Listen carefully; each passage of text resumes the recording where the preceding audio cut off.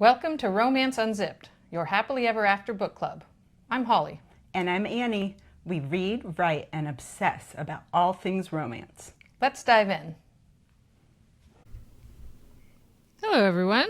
Hey. Welcome to Romance Unzipped. Hey, I'm Annie. I'm Holly. Holly, what did we read for this episode? We are talking about Tropical Rebel Gets the Duke by Adriana Herrera. And this title is a bit of a spoiler. Yes. Yeah. We know. There you go. That's it. She does get her man. The Duke. Yeah. This is a historical romance, as you can tell by the name. The setting is the late 1800s in Paris. This is a dual point of view book, and we're reading about Aurora and Apollo. Yes. And this is our first historical romance that we've read on the show. And also, I don't read a ton of them. And this was your first, right, Holly? It was, and I felt a little bit insecure at times because I did not understand the difference between a lord and a duke and a duchess, and I don't even know how to say duchy, duchy, Dukey. Whatever their land is called. There was some terminology that was a bit outside of my wheelhouse. Yeah. But I liked it. It just took me maybe 20% of the book to figure out who all these characters were. Yeah. Nice. They all have more than one name. It's so Apollo, confusing. And he's the Duke of Annan.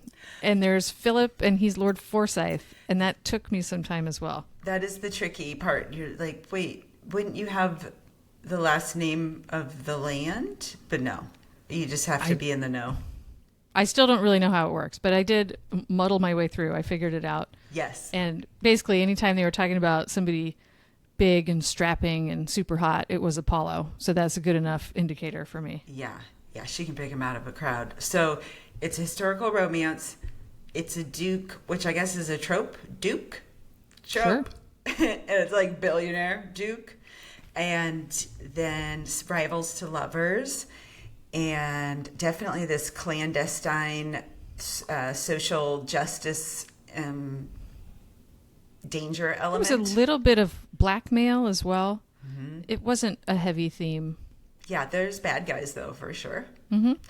And definitely, I would say the spice level is probably 4.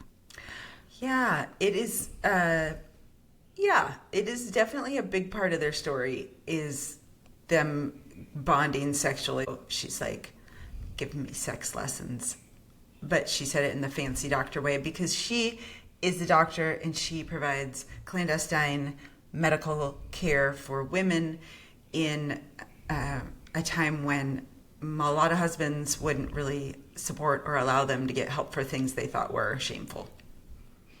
It's somewhat vague, but part of the implication is she's providing abortions, or at least care surrounding abortions. She's also providing perfectly legal care in theory, but husbands are not allowing their women to get this care. So she's one of the characters that we see a lot through the book, has a fistula, and there's just various complications after pregnancies or from just female needs. So she's meeting with these women in secret, and it's kind of dangerous because their husbands are in charge of them and will get mad at her. Big theme of this book is Apollo. It has a lot of respect for her, likes what she's doing, is amazed by her talent, but is also upset with her because she's putting herself in dangerous situations. And he's got this major, I'm going to protect you. Don't you dare touch her. I'm this provider for you. Oh, and it's the third in a trilogy. So it does jump in and presupposes that you already know the context for them being rivals, which neither Holly and I had read either of these. So we were both like, something happened at the ball and she's pissed. It's referenced a few times, but just in passing. I really liked the rivalry between Aurora and Apollo, and I wish I got to actually see it on the page. It's just implied that these two have history, and it seems like all their friends are kind of wink, wink, nudge, nudge. Oh, yeah, you two hate each other, but really you've got the hots for each other. Mm-hmm. So whatever's already happened, they are only fooling themselves, it would appear. Yeah, it's juicy. So we have Aurora, like we mentioned. She at one point describes herself She said, I'm a black woman from Hispaniola who grew up in Mexico who managed to become a licensed physician. So I have my fair share of battle scars. Yes. And she's just this tough as nails. She's kind of a diminutive woman who... She says she's 5'3", approximately. Okay, 5'3". And it doesn't matter what social situation she's in or who she's around. She's just, if she's upset... one thing that she did a lot was bare her teeth. There was a lot of like, Yeah, there was grumbling and some growling. Yeah, growling. Some of that was Apollo as well, but Yes. she'll just yell. She'll speak her mind. She is not kowtowing to the social conventions that maybe tell her she needs to stay in her place. Yeah. And then we have Apollo. He is kind of similar in that he's also bucking his social conventions. Mm-hmm. And he described himself as the first black man in the British aristocracy. Did I say that right? Aristocracy. Oh, I know the word aristocracy. I just Nice. hadn't seen it written. Okay. Yeah. Well, there you go. Nice. So he starts the book as a lord and then he goes to a duke. And I think a duke is higher than a lord. Did I get that right? I didn't know, but there was a line in the book that said, Duke is just one step away from the king. And I was like, oh, I didn't know. So, yes, I think a duke is higher than a lord. And he is, his dad was Scottish and his mother is Brazilian. And he grew up in Brazil. And she describes him as having golden brown skin, dark ebony curls, dark piercing brown eyes, and he's built like namesake Apollo. That's true. He's built like a god. Yeah, he's built like a god, and they're both very well educated, and it's really interesting, this whole book and the whole series, from what I take, is how the author created these characters who come from the Americas and these backgrounds and populations that were colonized, and they're living in these colonizer countries now, but they are in positions of power and prestige. So they're still treated with discrimination and they have these challenges, but they also have these educations and like all the accoutrement of wealth and access. And so it's really a neat kind of position for the story, because you have their mindset and their experience and their cultural lens in this world that is like, like the white aristocracy, very closed world of the 1800s Europe. Yeah, I liked that a lot about this book. And even though they're well educated and all the characters come from money, I feel like, even all the side characters, they are still falling victim to the class and race and social dynamics of the time. So they feel trapped often in what they can do or what they're supposed to do. Like Apollo, for example, he knows he needs a wife that comes from a noble family so he can increase his power, because he's the only black man in the House of Lords and he's trying to gain favor with others so he can actually accomplish things.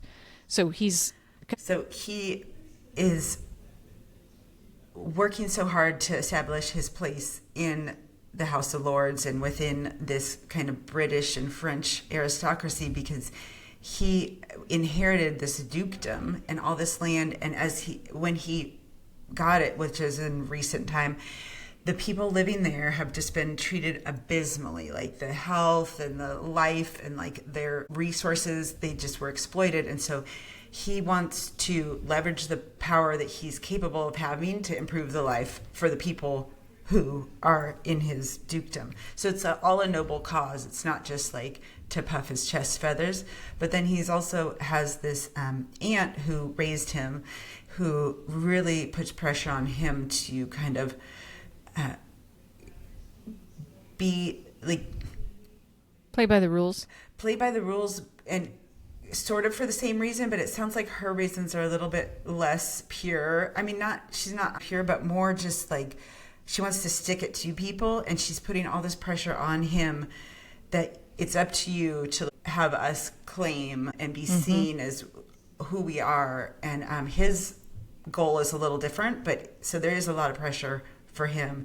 And apparently in the last book, his dad was a bad guy, and he came and there was some big confrontation, and he found out he had a half Scottish brother, and then that he's the older brother, so he became the Duke, and so it was all this big uproar, and that's where the book launches. And he's kind of the like externally the typical playboy because he's beautiful, and then he is kind of like wins at everything and exceeds at everything, and has this very aloof, almost like derisive kind of nature to him, which he shares later in the book is because he it's like a defense almost, not because he cares what people think of him, but because he's doesn't want people to think that he cares about winning their favor, because he's not doing it because he wants people to like him.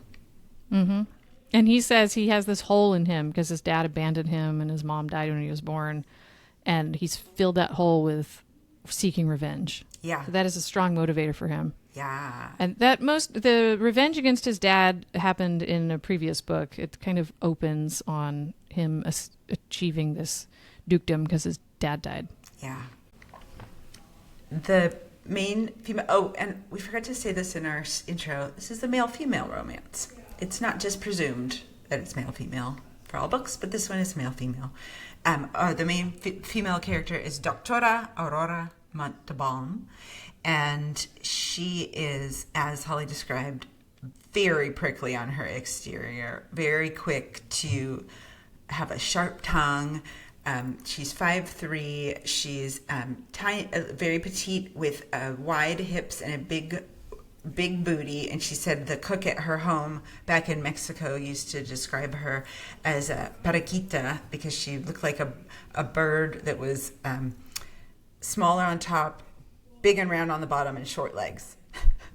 So that's kind of a visual. And then she has this riotous mass of black curls, and it's kind of like her vanity but also her bane because it's so hard to manage, and she runs through with coconut oil. And of course Apollo is obsessed with her hair because he's the only one who gets to see it down. She usually wears it in a braid, but then she'll take it down around him. Mm-hmm. Just a metaphor for her whole guard system, right? He's like, I get to see this buttoned up woman. She never wears anything overtly suggestive or that showcases her body. She's always like wrapped in wool and layers, and he gets to see her take it all off. It sounds like she wears not just clothes that aren't suggestive, but kind of frumpy, almost ugly clothes. And it almost sounds like it's on purpose because she comes from a lot of money, so she could have more extravagant. She does have a pair of boots, and I think she described that as her vanity that she keeps for herself. She wears nice boots around, and then she had these like fancy white boots that she wears on one night out with him. In bed, too. Yeah, he's like, no, leave those on. My dear, you're not taking those off yet. My darling. So she was like a predator, essentially, kind of groomed her and took advantage of her when she was 15. And that's her one sexual and romantic experience. So she's very guarded about men, and I think very protective of being seen in a way, a sexual way to other people. So the clothing is very much a protective device too. Mm-hmm. And her family, just a bunch of jackasses, abandoned her in her time of need. She was groomed by this total loser predator. She ended up getting pregnant. He became abusive and said, oh, you have to marry me now. And so she got an abortion in private. And so then this guy came and told her family, and they all said, well, this is going to bring shame on her family. Like, you have to leave. And they kind of drove her out. They legitimately drove her out. They're like, she's out of here. She's 15. Good luck. Oh, they put her in a boarding school in Switzerland. Right. And I don't think she ever left Europe after that. No, they all just stopped talking to her. They're like, well, you sure fucked that up. Good luck. Peace out. And then at the start of the book, part of the inciting events that are pulling Apollo and Aurora together is that her brothers have sent a letter saying, we're cutting you off from the trust. You don't get any money from us anymore because you're just not behaving the way we want you to behave. Yeah. And she says something like, I can have all the money I want as long as I do exactly what they say and I'm under the thumb of these other men. And so she completely snubs that. She doesn't want anything to do with it. But because of that, she doesn't have a lot of money. And she's so altruistic in her medical care. She doesn't take money from any of her patients, unless they have money, but most don't. So she's working at a brothel as the physician on the side just to get some kind of money. Yeah, many of her clients do live in well-to-do homes, but they have no control over their finances, and their husbands won't allow them any money to get medical care. So even they are kept. They're kind of prisoners to their life and the decisions of the man that they're married to. So she, having experienced that firsthand, also is really this drive for her to give these women the freedom to make decisions and not be kind of trapped by these endless pregnancies or an illness or maybe a pregnancy-related injury. Complication of some sort. Yeah, like the first surgery that we see her do is for a fistula, which I did not know what it was. And it's essentially like when two organs fissure together from a tear that aren't supposed to be connected. So it can happen during birth if there's tearing, and then but the woman's husband won't let her have it treated. So she just has this like horrible wound that is treatable, and he's just refusing to do anything for her. Yeah, and it's really, I thought that the author did a wonderful job with this of weaving in a lot of historical facts about the time and the experience of stuff that we don't necessarily learn firsthand in books, like this talking about how she learned this operation, or the pioneer of the person who did it. He practiced it on very unwilling people who were not able to escape women without anesthetic. And so he was like lauded in the medical community as someone who, pioneered how to do this. The character and also the author is bringing forth like he was a horrible person. Like he did medical experiments basically on people. So it was a lot of really fascinating and important social history, but it to me never felt like super overwhelming or like too hard to bear. It was more just like, oh my gosh, whoa, I didn't know that. Okay. And so, yeah, I thought that part was well done of her, Aurora, as this kind of conveyor of this untold story of all these women. Yeah, and the author did a similar thing with race relations that Apollo is having to deal with. And I think what made it so successful is when they were having these very deep conversations about big topics like women being oppressed and black people being oppressed. It was usually when Aurora and Apollo were talking together, and even after they were falling in love, their relationship was so full of barbs and kind of small insults that Apollo loved. I mean, he got so turned on every time she would call him a name. Yeah, he's like, his nickname like, tell for me her more. Was Fiera. This is like fiery, feisty, and he's like, oh, Fiera. And I was like, oh, he loves an insult. He does. He was, anytime she would say something to him, he'd just get more and more turned on. So they have this kind of funny banter going on, and it feels very lighthearted because the whole crux of their relationship is that they're insulting each other and then getting horny because of it. But at the same time, what they're talking about are these really big issues. So we were able to experience something meaningful and kind of, learn about the social dynamics of the time, but then also feel lighthearted and laugh. And she just did a great job integrating these two things together. Yeah, I thought so too. And it was also fun things like in the first altercation where we really see what Aurora is up to and how Apollo feels about her being in danger, and this kind of kicks his protective nature into gear. She pulls this little pistol out from her ankle strap, and she's like, meet Juana Inez. And she named her pistol after Sor Juana.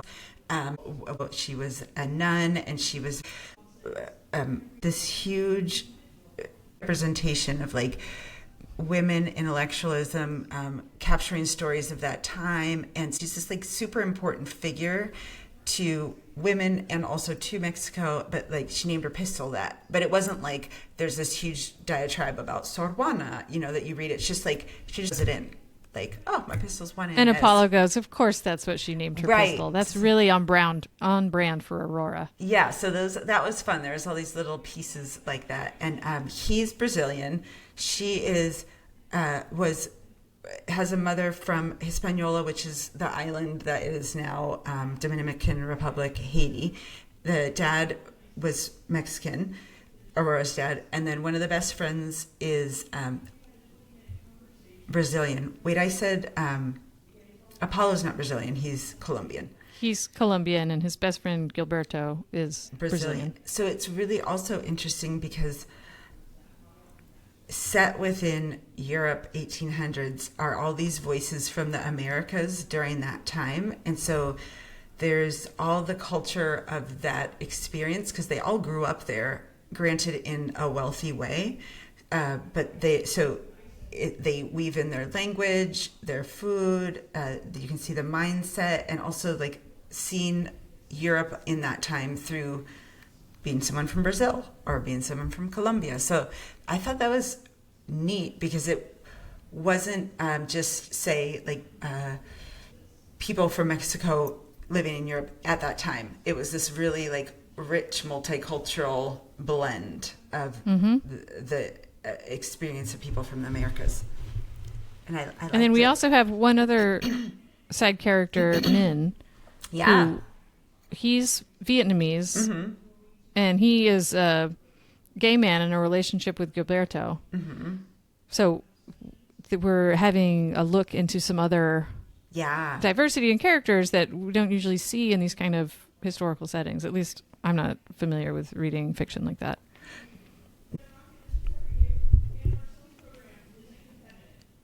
A theme that we see throughout the book is the way both Aurora and Apollo had major trauma earlier in their life, and that is causing them to be closed off to love.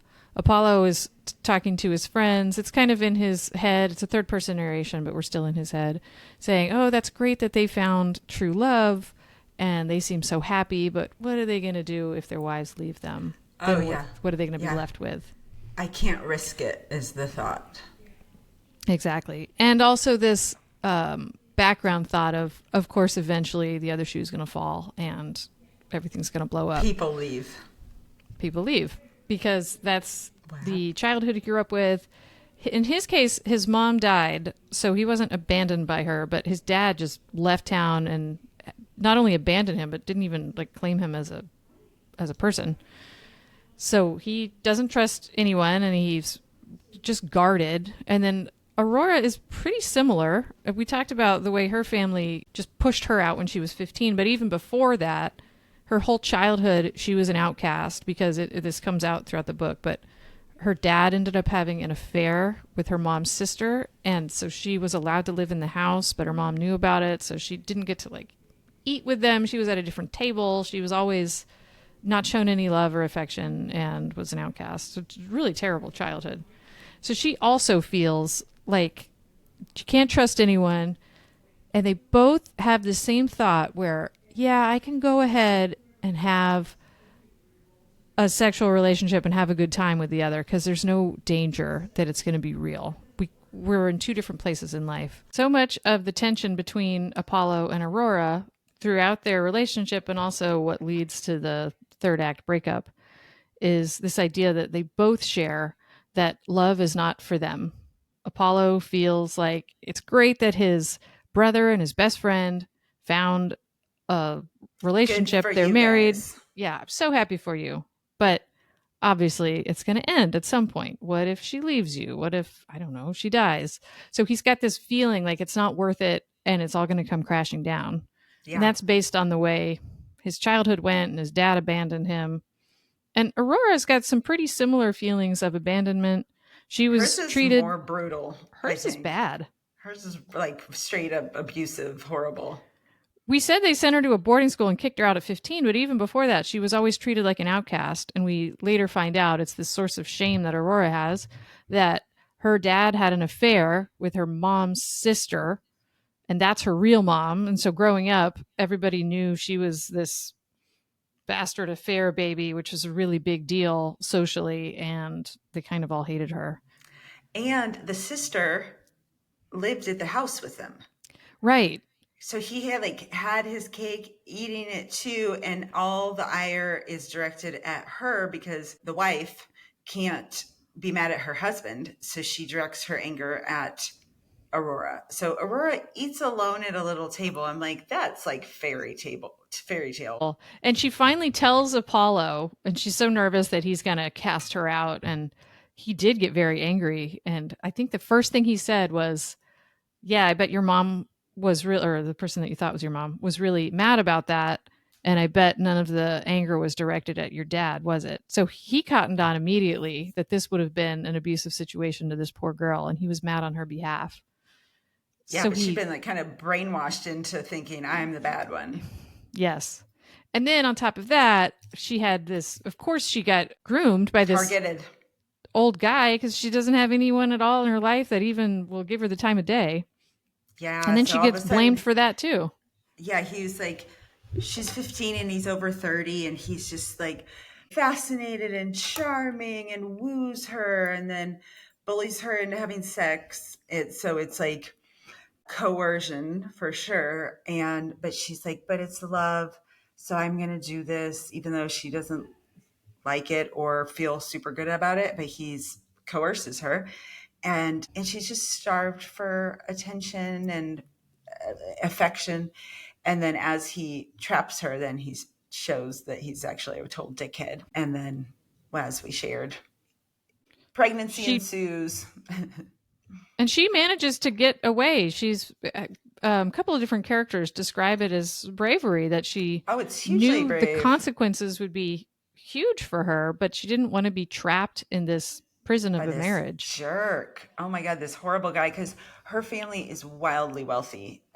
There's some crop that they grow. I don't remember what it is, but so yeah, she was like a golden goose for him. Mm-hmm.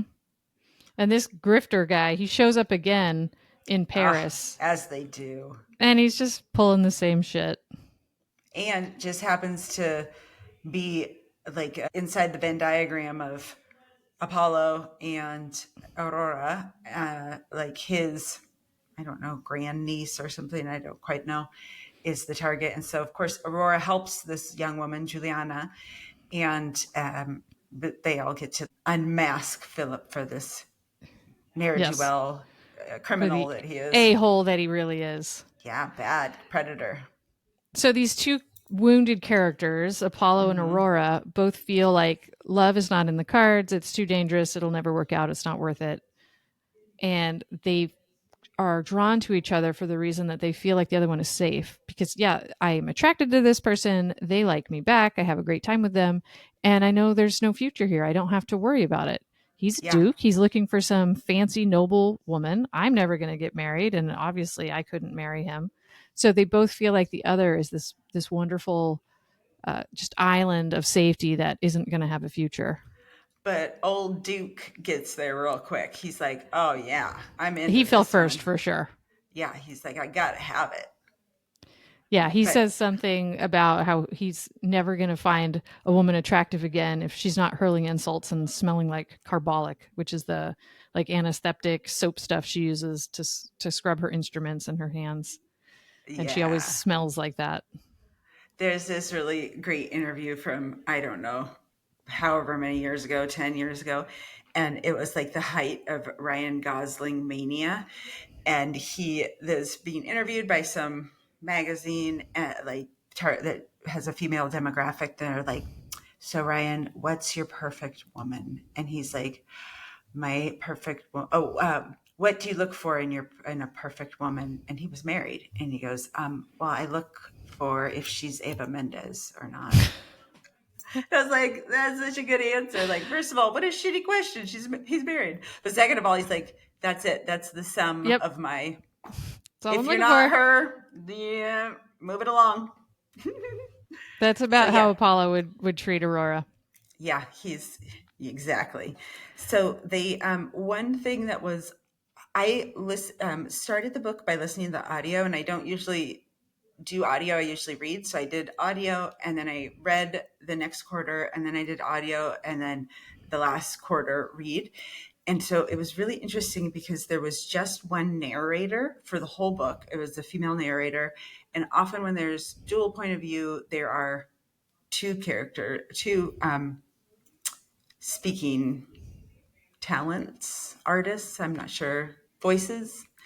And so it was on this, I know the lingo, I'm in the industry.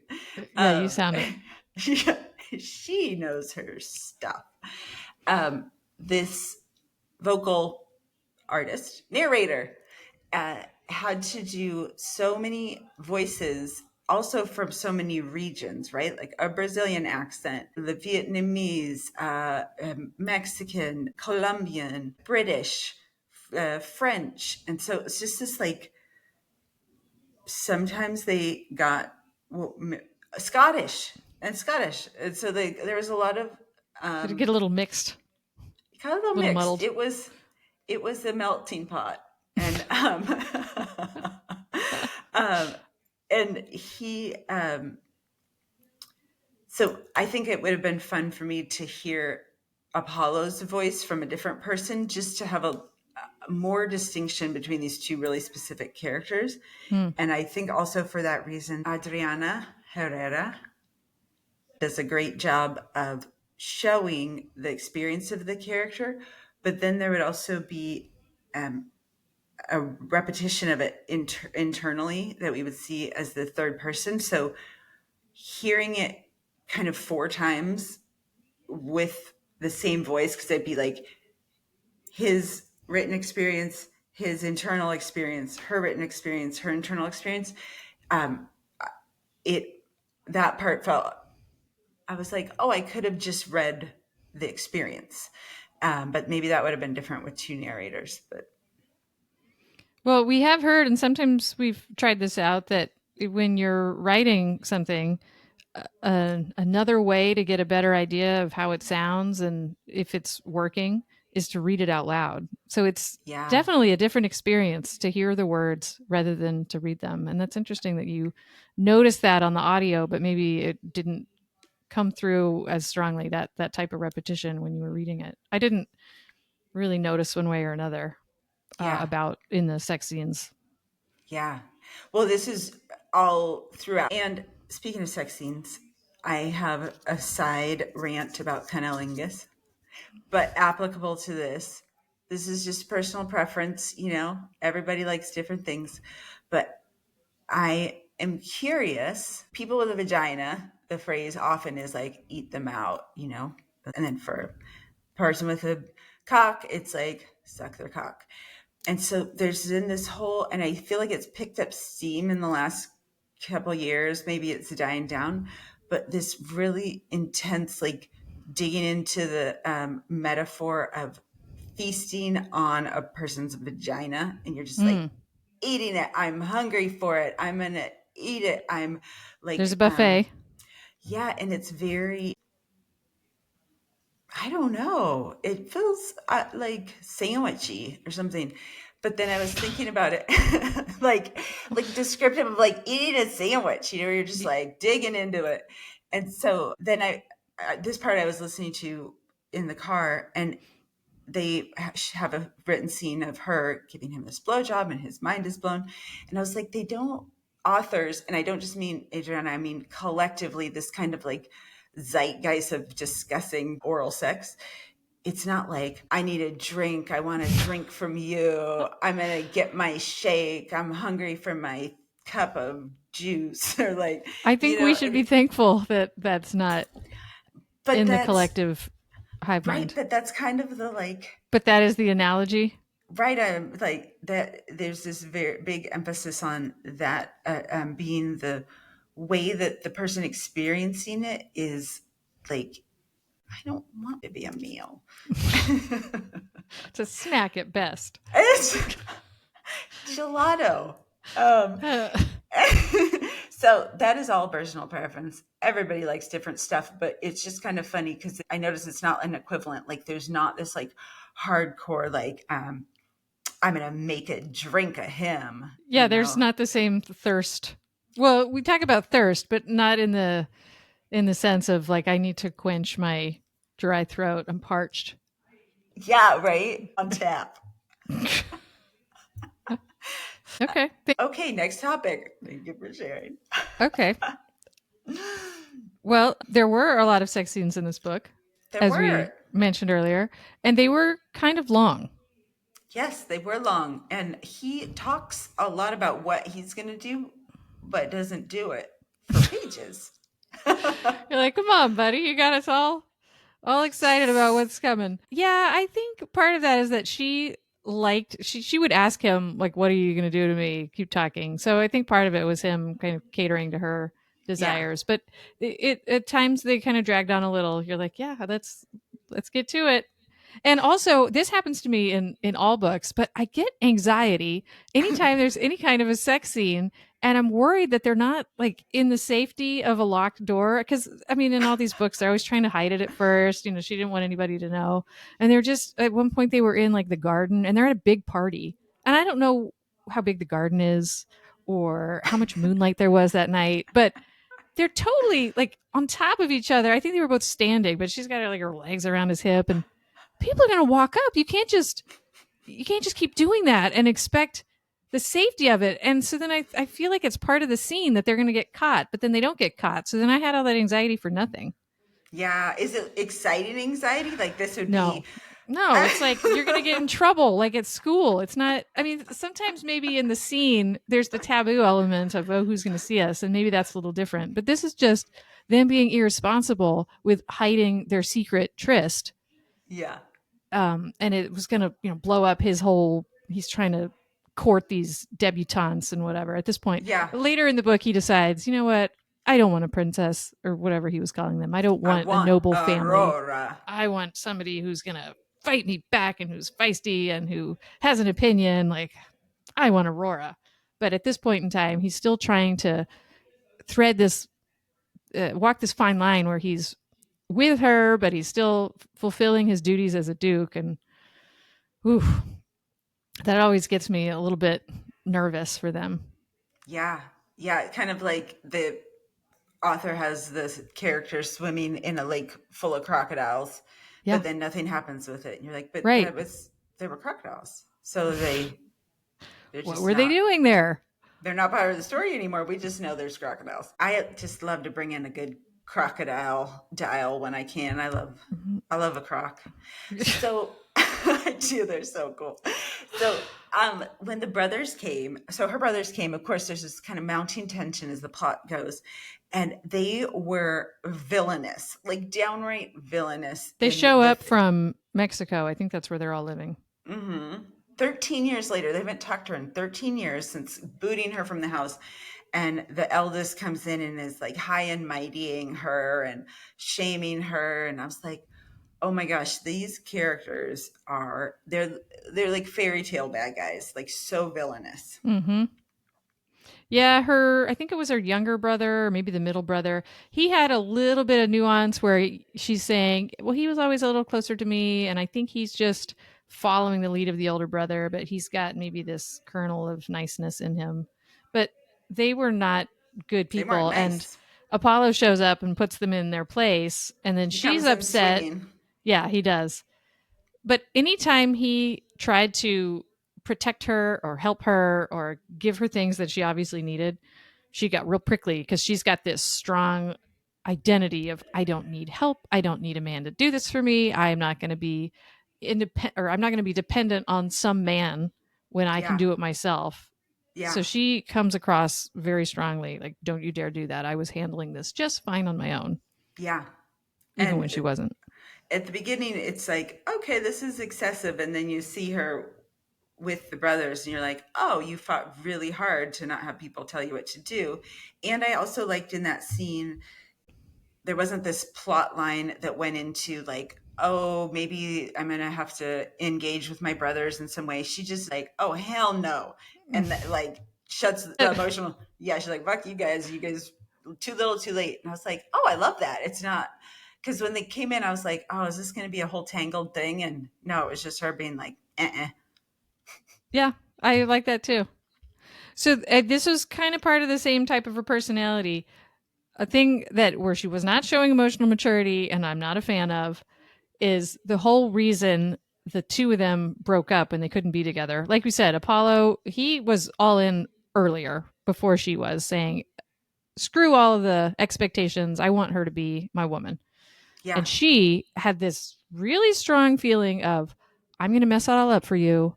I've got all these scandals. Everybody's going to be whispering. And it's so bad. Yeah, I'm just going to drag you down. So I have to protect you and I have to stop seeing you. And I'm going to take matters into my own hands. Martyr play. Yes. And that was real strong in her. And even when he was saying, but I want you, why don't you just let me decide what I want? She was still strong into the martyr of, I'm going to take your agency away and tell you what's best for you and remove myself from the situation, even though I want you and you want me. Uh-huh. So she was kind of falling into that trap a little hard. And that always just makes me want to like reach into the book and shake her and be like, stop. Yeah. Yeah. And do it just as often as the women in books. But in this case, it was really just Aurora that had that. We try not to make decisions for other people, even if we think we know what's best for them. Except for crocodile swimming. Do not swim with crocodiles. I do know best.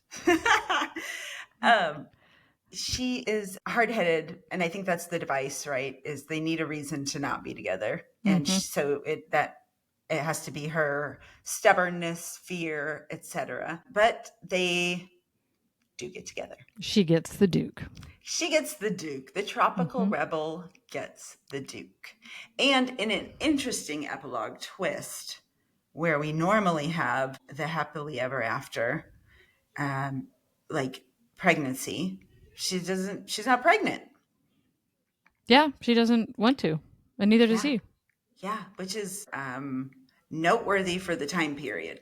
And they're just continuing their personality traits they've shown throughout the book, where they're doing what they want to do for them. And if it's not what society wants, too bad. Yeah. Yeah. And it's not what most romance novels want either.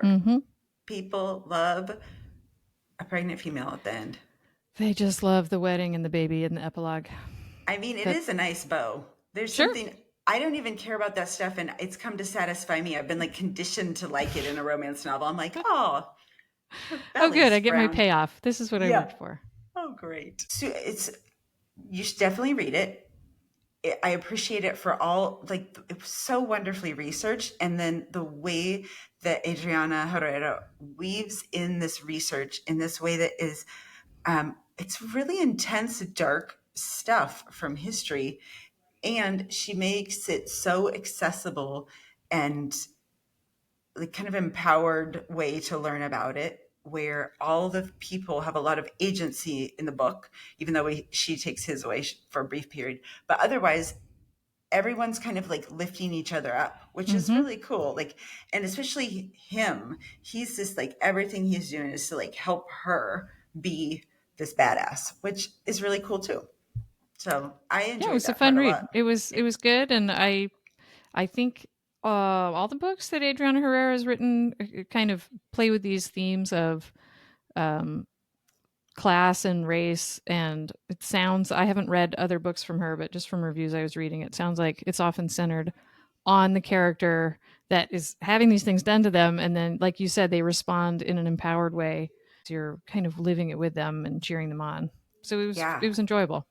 Yeah, and she's a little badass. She's like, oh, look, I'm just shaking shit up. I'm giving people power left and right. And he's like, good, let me give you some money and a dukedom to help you. So thank you for joining us. Hope you enjoyed that one.